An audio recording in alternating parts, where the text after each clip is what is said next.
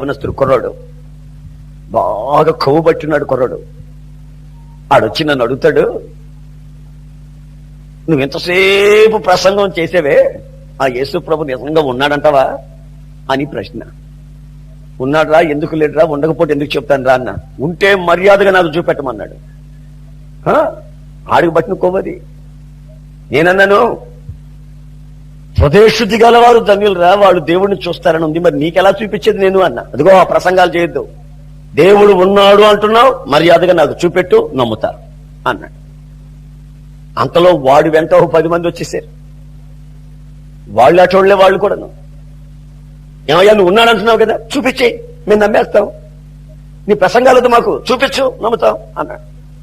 నేను కొంచెం ఆలోచించి, నిజమే కదా కుర్రాళ్ళు చెప్పేది, చూపించమంటున్నారు, చూపిస్తే నమ్మేస్తారు కదా అని నేను కూడా అనుకుని కొంచెం వాక్యాన్ని మనసులో ఒకసారి ఆలోచిస్తే బైబిల్లో చక్కటి మాట నాకు జ్ఞాపకం చేశాడు దేవుడు. ఏమని చేశాడంటే, నీ తల్లో మెదడు లేదు తమ్ముడా అన్న. ఉంది అన్నాడు. ఉంది అన్నాడు. నేను ఆ మాట కూడా ఎందుకన్నాను, బుద్ధి లేని వాళ్ళు దేవుడు లేడని అంటుంటారు కదా, వీడి తల్లో మెదడు లేదు కనుక దేవుడు లేడని అంటున్నాడు అని అన్నా. ఉంది అన్నాడు. నాకు నమ్మకం లేదు, ఉంటే చూపించు అన్నా. నేను ఉంటే చూపించరా, నేను నమ్ముతాను అన్నా. వాడు నోరు ఎల్లరికేసి, అయ్యా నా తలలో మెదడు ఉంది, నీకు చూపించాలంటే మాత్రం నా తల బగలగొట్టి ఇప్పుడు మెదడు బయటికి తీసి నీకు చూపించాలా, అప్పుడు నువ్వు నమ్ముతావు అన్నాడు.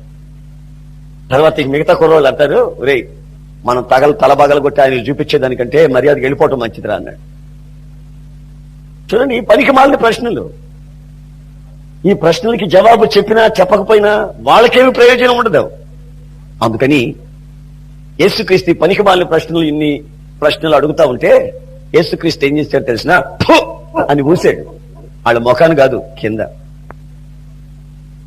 కింద ఊసి, ఆ ఊసిన ఉమ్మిలో బురద చేసి, ఆ చేసిన బురదని వాడి కళ్ళకి రాశాడు. కళ్ళకి రాసి, అబ్బాయి కళ్ళు లేని అబ్బాయి, అదిగో అల్లంత దూరాన నీ ఎదురుగా ఒక కోనేరుంది, ఆ కోనేట్లోకి వెళ్ళి నీ కళ్ళు కడుక్కొని చూపును పొందయ్యా అన్నాడు. ఈ గుడ్డోడు మాత్రం తక్కువడా, వాడు వాళ్ళూరుడుగా, ఈ అడ్డ ప్రశ్నలు అడిగిన ఊరోడుగా వీడు కూడాను. మరి ఈడేం చేశాడు, అయ్యా సమభూమిలో నడవడమే నాకు చాలా కష్టం, మరి నన్నేమో కోనేట్లోకి దిగమంటున్నావు, కళ్ళు కడుక్కోమంటున్నావు, బురద రాసావు. మరి నీ దగ్గరకు వచ్చిన గుడ్డోళ్ళకంతా బురద రాసావా? ఎవరికి రాయలేదంట, నాకొకరికే రాసావు. వాళ్ళు అడిగిన అడ్డ ప్రశ్నలకి నీ కళ్ళకు బురద రాయాల్సి వచ్చిందిరా బాబు. నువ్వు కడుక్కోరా, చూపు పొందుతావు. అయినా నా మాట ప్రకారం నువ్వు నడక ప్రారంభించావంటే నీవేమీ భయపడనక్కర్లేదు, వెళ్ళిపో. అయ్యా మెట్లు దిగేటప్పుడు కాలు జారితే నేను చెరులో పడి చచ్చిపోనయ్యా, నాకు ఈత రాదు కదా బాబు. అమ్మాయి, నా మాట ప్రకారం ఒక మనిషి తన నడక ప్రారంభిస్తే, గురి వద్దకు బయలుదేరితే తిన్నగా అక్కడికి వెళ్లి చేరతాడు. వాడి కాళ్ళు జారవు, వాణ్ణి నడిపించేవాడిని నేను. బయలుదేరు, నెమ్మదిగా వెళ్ళిపోయి నీళ్ల దగ్గరికి వెళ్ళిపోయి చక్కగా కళ్ళు కడుక్కొని ఇలా చూస్తే, అయ్ బాబోయ్ చాలా చక్కగా కనబడుతుంది ఈ లోకమంతాను, ఈ ప్రకృతి సౌందర్యం అంతాను. చాలా చక్కగా చూసి, ఆహా చెట్లు, వెలుగు, పక్షులు, నీళ్లు పుట్టినప్పటి నుంచే చూడలేదు, విచిత్రంగా చూస్తున్న మరుక్షణం తన హృదయంలో ఒక ఆలోచన పుట్టింది. ఈ కళ్ళు నాకు ఇచ్చింది ఎవరిప్పుడు? ఈ కళ్ళు ఇచ్చిన ఆయన్ని నేను మర్చిపోయి ఈ సృష్టిలో ఉన్న సౌందర్యం మీద పడిపోయినేమిటి? చిచి, ఆయన దగ్గరికి వెళ్ళి ఆయన పాదాలు పట్టుకుని ఆయనకి నా కృతజ్ఞతాంజలి అర్పించాలి, వెళతాను ఇప్పుడు ఆయన దగ్గరికి అని మెట్లు త్వరగా ఎక్కి పరిగెత్తుతా ఉన్నాడు. అదిగో అక్కడ కూర్చున్నాడు యేసుక్రీస్తు. ఈ పరిగెత్తుతా ఉంటే ఈ అడ్డ ప్రశ్నలు అడిగిన వాళ్ళు ఉన్నారుగా, ఇక్కడనే తారుకులాడతా, వాళ్ళు ఎక్కడికి వెళ్తారు? వాళ్ళు ఉన్నారుగా. రాయ్ గుడ్డోడా, ఎక్కడికరా పరిగెత్తున్నావు, ఆగో అన్నారు వాడిని. ఆగాడు. ఏంటి బాబు ఏంటని ఎక్కడికా పరిగెత్తనా అని. అదిగో ఆయన ఎవరో నా కళ్ళకి బురద రాసి కళ్ళు కడుక్కోమంటే నేను కడుక్కున్నాను, నా కళ్ళు వచ్చాయి, చూపు వచ్చాయి. ఇంతవరకు మీ మాటలు విన్నాను, ఇప్పుడు మీ ముఖాలు తేటగా చూస్తున్నాను అన్నాడు. రే నోరు మీరా పనికి మాట్లాడా, వీడికంట బురద రాశాడంటే వీడి కళ్ళు వచ్చేసాడు, పళ్ళు రాలగొడతాం. ఎవరా చెప్పింది? బురద రాస్తే కళ్ళు కొడుకుంటే కళ్ళు వచ్చేస్తాడరా నవల్బాయ్. వాడంటాడు నా కళ్ళు వచ్చాయంటే మీకెందుకు ఇంత బాధ, నా కళ్ళు వచ్చాయిరా నిజం రాదే అంటాడు వాడు. నోరు ముయిరా అన్నాను, మాట మరలా కళ్ళు వచ్చాయని అన్నావో పళ్ళు రాలగొడతాం. ప్రార్థన చేస్తానంట కళ్ళు వచ్చేస్తాయంట, ప్రార్థన చేస్తానంట రోగాలు బాగైపోతాయంట, ప్రార్థన చేస్తానంట దయ్యాలు వెళ్ళిపోతాయి. నోరుమోయి పళ్ళు రాలగొడతాం. ఎవరా చెప్పింది? ఈ హాస్పిటల్ ఎందుకు, వైద్యాలు ఎందుకు, డాక్టర్లు ఎందుకు, ఈ మెడిసిన్ ఎందుకు, ఈ ప్రపంచ వైద్య శాస్త్రాలు ఎందుకు, ఇవన్నీ ఎందుకురా? ప్రార్థన చేస్తేనే బాగైపోతారా? నోరు మోస్తావా లేదా అని వాడిని గద్దించి వాడి సాక్ష్యాన్ని బయటికి రానికుండా నొక్కేస్తున్నాను. ఆ ప్రబుద్ధులు అతను అంటాడు, నన్ను అక్కడికి వెళ్ళనివ్వండిరా, ఆయనకి దండం పెట్టుకునివ్వండిరా అని. నోరు మొయ్యరా అంటారు వీళ్ళు. వాడేమో నాకు కళ్ళు వచ్చాయని, వీళ్ళేమో నోరు మొయ్యరా, నీకెక్కడ వస్తాయి కళ్ళు, నోరు మొయ్యరా అని వీళ్ళు. అంతలో ఓ పెద్ద మనిషి వచ్చాడు. ఆ ఊళ్ళో పెద్ద మనుషులు ఎక్కువండి, మరి ఈ ఊళ్ళో ఉన్నారో లేరు కానీ ఆ ఊళ్ళో పెద్ద మనిషి వచ్చాడు. రేయ్ ఏమిట్రా దెబ్బలాడుకుంటున్నాను, ఏమిట్రా గొడవ మీది అన్నాడు. ఏం లేదు, ఇప్పుడు కళ్ళు వచ్చాయో అంటున్నాడు, నోరు మీద పొల రాలగొట్టం, కళ్ళు ఎట్లా వస్తాయి గుడ్డోడికి, చరిత్ర లేని మాట చెప్తున్నావేంట్రా అని అంటున్నామయ్యా. అంతేను అని. ఎవరా వాడు కళ్ళు వచ్చినాడు, లేదు పక్క జరగండి రా, నన్ను వెళ్ళవండి చూడవండి అని ఈ పెద్ద మనిషి దగ్గరికి వెళ్ళి అని బాగా చూసి కసేపు ఇలా చూసి, ఓరే పిచ్చోళ్ళారా, మన ఊళ్ళో ఉండే గుడ్డివాడు అసలు వీడు కానే కాదు, వీడు ఏ ఊరు నుంచి వచ్చాడో వాడిని అడగండి, వీడి కళ్ళు ఉన్నాయి నిజంగా, వాడు చెప్పాడు కళ్ళు ఉన్నాయి వాడికి, వీడు కళ్ళు ఉండేవాడు రా, కళ్ళు లేనివాడు ఎవడో మన ఊళ్ళో ఉన్నాడే, ఆడెక్కడున్నాడో చూసుకోండి రా అంటే ఈడంటాడు, ఒరే పెద్ద మనిషే నన్ను సరిగ్గా చూడు, మర్యాదగా చెప్తున్నా, ఇదిగో నేను వేరే వాడిని కాదు, నేనే గుడ్డోడిని, నాకు కళ్ళు వచ్చాయి. ఆయన ఎవరో బురదరాసి ప్రవక్తున్నట్టున్నాడు, ఆయన నాకు కళ్ళు బాగు చేశాడు అన్న. ఒరే పౌడరాలు కొడతాం, కళ్ళు వచ్చాయి ప్రార్థనలో బాగయ్యాను అన్నామంటే పౌడరాలు కొడతాం, హాస్పిటల్ అంతా కట్టింది ఎందుకు అనుకున్నావా అని వాడిని ఇష్టం వచ్చినట్టుగా మాట్లాడా. నేను చెప్పాను కదా ఊళ్ళో పెద్ద మనుషులు ఎక్కువని. ఇంకో పెద్ద మనిషి వచ్చాడు అప్పుడే, వచ్చి ఏమిట్రా అన్నాడు. వాడేనని వాడు కాదు, మరొక ఊరు నుంచి వచ్చిన వాడివరా నువ్వు అని మేము, ఇదండి మా గొడవ అని.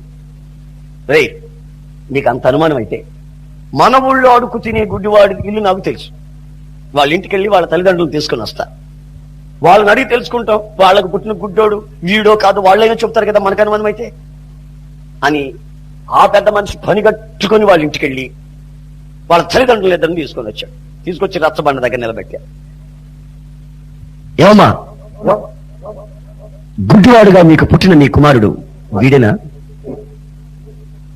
వాళ్ళమ్మ ఆశ్చర్యంగా చూస్తుంది, వీళ్ళ కళ్ళు, వీళ్ళకెవరైనా కళ్ళు పోయాయా, నా కొడుకును గుర్తుపట్టలేకపోతున్నారు ఏమిటి, నన్ను ఇంట్లో నుంచి పిలిపించి అడుగుతున్నారేమిటి అని ఆశ్చర్యపడిపోయి, నాయనా మీరు మా అబ్బాయిని ఎందుకు అనుమానిస్తున్నారు నాకు తెలియట్లేదు, గుడ్డివాడుగా నాకు పుట్టిన నా కుమారుడు వీడే. ఆ ప్రశ్నకి జవాబు వచ్చేసింది. సరే గాని ఇంకో ప్రశ్న, వాళ్ళ మొఖాలు ప్రశ్నల మొఖాలు, ఒక్కొక్కరిని చూస్తుంటే నాకు వాళ్ళ ముఖంలోనే కనబడిపోద్ది. ఏంటది ఆ ప్రశ్న? Question mark. క్వశ్చన్ మార్క్ ఎన్ని వంకర్లు ఉంటుందో మీకు తెలుసు కదా, ఆడు బతుకు అన్ని వంకర్లు ఉంటుంది. ఆ ప్రశ్నార్థకమైనటువంటి జీవితాలు, వంకర బ్రతుకులు, ఈ ప్రశ్నలు అడిగే వాళ్ళ బ్రతుకుల్లో వంకర బ్రతుకులయ్యి, బాగుపడే బ్రతుకు కాదు, బాగుపడే ఆలోచన కాదు అది. అంతలో ఇంకో అంటాడు, ఏమమ్మా వీడి కళ్ళు వచ్చాయి అంటున్నాడే, మరి వీడి కళ్ళు ఎలాగొచ్చాయో చెబుతావా అని. నాయనా వాడి కళ్ళు వచ్చిన సంగతి నన్ను ఎందుకు అడుగుతారా బాబు, ముందే మన ఊళ్ళో కులగజ్జ ఎక్కువ, ఆ యేసు ప్రభు మతం పుచ్చుకుంటే వెలేస్తామని అప్పుడే మీరు తప్పెట్లు కొట్టించి ఊరంతా చెప్పించారు. ఇప్పుడు ఆయన బాగు చేశాడంటే నన్ను వెలేసేదానికా బాబు? అతనికి ఆ అబ్బాయికి కళ్ళు ఎలాగొచ్చాయో నన్ను అడగద్దు, మమ్మల్ని అడగండి. వాడు ఏమన్నా చిన్నపిల్లడా, ఈడు వచ్చినోడే కదా, వయసు వచ్చినోడే కదా, వాడిని అడగండి, వాడు చెబుతాడు. నేను వెళ్ళొస్తాను బాబు అని దండం పెట్టి వెళ్ళిపోయాడు. ప్రియమైన సోదరులారా, నిజంగా కళ్ళు లేని వాళ్ళకి అనుమానాలు ఎక్కువ. మరి వీళ్ళందరికీ కళ్ళున్నాయి, మరి వాడిని ఎందుకు అనుమానిస్తున్నారో నాకు అర్థం కాదు. మీకు ఇంకో సంగతి కూడా చెప్తాను. ఆ మధ్య ఒక కళ్ళు లేని గుడ్డోడు నన్ను హోటల్కి తీసుకెళ్ళాడు.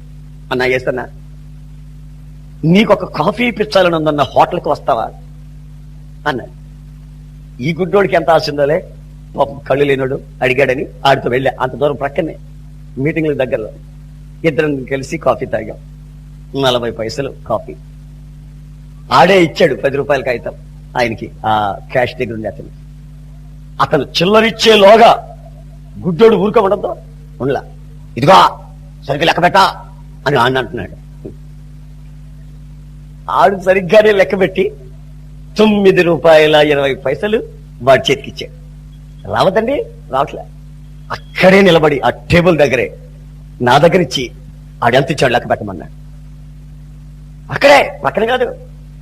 నేను లెక్క పెట్టి 9 రూపాయల 20 పైసలు ఉన్నాయన్న. ఉన్నాయా కరెక్ట్గా అని నన్ను అన్నాడు. ఉన్నాయి బాబు అన్న. జోకులు వేసుకున్నాడు. ఇద్దరం కలిసి మళ్ళా వస్తున్నాం. ఆ గుడ్డోడిని ఎవడో పలకరించాడు, వాడి ఫ్రెండ్ అంట. పలకరించిన వెంటనే ఈ డబ్బులు తీసి వాడి చేతికిచ్చి ఇదంతా లెక్క పెట్టి చెప్పమన్నాడు. నేను పక్కనే ఉన్నా. నాకు వచ్చిందండి కోపం. ఈ గుడ్డోళ్ళతో సహవాసం చేస్తే ఇదే బతుకు. గుడ్డోళ్ళు అంటే ఎవరు? నేను చెప్పే గుడ్డోళ్ళు ఎవరు? బైబుల్లో ఉన్నది చదివి ఆ చదివిన వాక్యానికి యథార్థంగా లేకుండా మనుషులను పెడదాన్ని పట్టించి ఆళ్ళు పెడదాన్ని పడి అందరూ కలిసి గోతులో పడే గుడ్డోళ్ళు. వాళ్ళకి లేనిది ఏమిటంటే కళ్ళున్నాయి, అయితే వాళ్ళకి లేనిది ఏమిటంటే understanding mind, the eyes of understanding mind. అంటే మనోనేత్రాలు లేవు. వాక్యాన్ని రైట్ గా డివైడ్ చేసి వాక్యములో ఉన్న లోతైన అనుభవాన్ని పూర్తిగా అవగాహన చేసుకుని ఆ ప్రకారం నడిచే, ఆ అర్థం చేసుకునే మంచి మనస్సాక్షి లేదు. నన్ను ఈ మధ్య ఎవరో ఒక అతను వచ్చి అడిగాడు, ఏమండి వేస్తున్నా కదండి, యేసు ప్రభు ప్రార్థన చేస్తే స్వస్థత కలిగిపోద్దంటవా? చిన్న చిన్న కడుపు నొప్పి అయితే పోద్ది కానీ పెద్ద రోగాలు కూడా పోతాయా అని నేను అన్నాను. బైబిల్లో ఒక మాట, చక్కటి మాట రాసింది.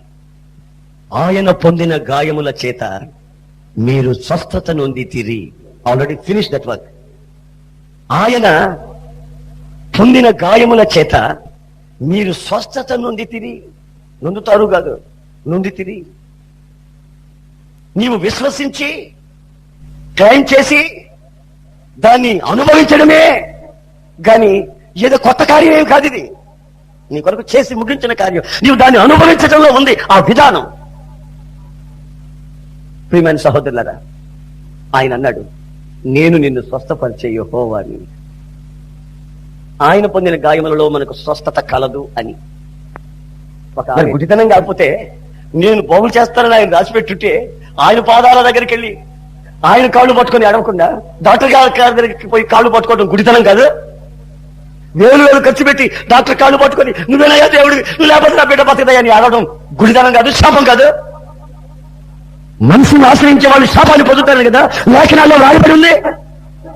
ఆ ఏడిపేదో నువ్వు అక్కడి వెళ్ళి ఏడ్చి ఏడిపేదో నీ ఇంట్లో చాపేసుకుని మోకరించి కూర్చొని, ప్రభు నువ్వు సృష్టికర్తవి, నీ గాయాలలో స్వస్థత ఉందని మనసు ఉంది, నీవే పునరుత్థానాన్ని, నీ జీవానివి. నీలో నుంచి ఈ రోజున స్వస్థత జీవన ప్రత్యక్షము కావాలి. కనుక నన్ను విడిపించు, నా పిల్లలు విడిపించు, నా కుటుంబాన్ని విడిపించు అని యేసు ప్రభువుకు పాదాల దగ్గర అడగవలసిన నీవు, ఏడవలసిన నీవు ఎక్కడ ఏడుస్తున్నావు? ఎవరిని కాళ్ళు పట్టుకుంటున్నావు? ఎవరి చేతులు పట్టుకుంటున్నావు? ఎక్కడ వేలు ఖర్చు పెట్టి శాపాన్ని అనుభవిస్తున్నావు? చివరికి చచ్చిపోయిందని శవాన్ని తీసుకుని ఇంటికి వస్తావా? వాళ్ళని ఏళ్ళని పట్టుకొని ఆ ఏడుపేదో ప్రభు పాదాల దగ్గర ఏడిస్తే ఆయన మనిషికి సహాయం చేసే దేవుడు కదా. ఆయన కన్నీళ్లతో ఉన్న వాళ్ళ కన్నీళ్లు తుడిచేవాడు కదా, బాధతో ఉన్న వాళ్ళ బాధలు తీర్చేవాడు కదా, ఆపదలో ఉన్న వాళ్ళకి ఆయన సమీపంలో ఉండే దేవుడు కదా. ఆయన దగ్గరికి వెళ్లకుండా మరొక దగ్గరికి వెళ్ళడం నీ జీవితంలో నీవు గుడ్డివాడు అనే సంగతి వాక్యం చెప్తున్న నగ్న సత్యం.